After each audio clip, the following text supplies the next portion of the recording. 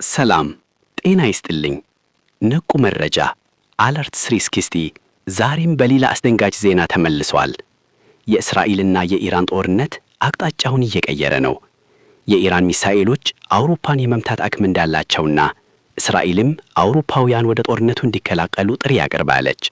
በሌላ በኩል ዶናልድ ትራምፕ በኢራን ላይ የ50 ዓመት የሚሳኤል እገዳ እንዲጣል ጠይቀዋል። ዝርዝር መረጃውን አብረን እንይ። የአውሮፓ ስጋትና የኔታንያሁ ጥሪ።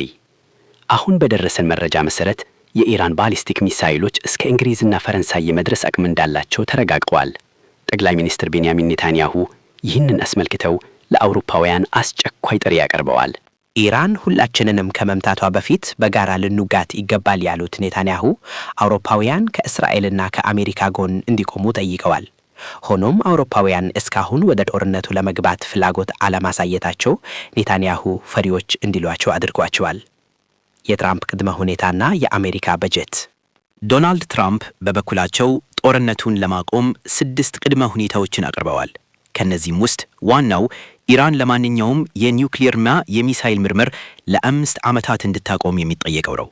ኢራን ግን ይህንን አልቀበልም ብላለች። በሌላ በኩል የአሜሪካው የገንዘብ ሚኒስትር እጩ ስኮት ቤሰንት እንደተናገሩት አሜሪካ ለዚህ ጦርነት የሚሆን ከ$20 ቢሊዮን በላይ በጀት መድባለች። ይህ በጀት የታክስ ጭማሪ ሳይዳለድ ለመከላከያ የተመደበው $1 ትሪሊዮን አካል እንደሆነም ገልጸዋል። የኢራን የአጸፋ ማስጠንቀቂያ። ኢራን ዝም ብላ አልተቀመጠችም። በእሷ የኤነርጂ ተቋማት ላይ ጥቃት ካረፈ በመላው የመካከለኛ ምስራቅ የሚገኙ የነዳጅና የጋዝ መሠረተ ልማቶችን እንደምታወድም አስጠንቅቃለች። ሳውዲ አረቢያ፣ ኩዌትና የተባበሩት አረብ ኤሚሬትስ የጥቃቱ ሰለባ ሊሆኑ እንደሚችሉ ተገልጿል። በተጨማሪም ኢራን በቴል አቪቭና በዩኤስ የጦር ሰፈሮች ላይ ጥቃት መፈጸሟንና ከ1300 በላይ ሰዎች መገደላቸውን የአብዮታዊ ዘበኛው አስታውቀዋል።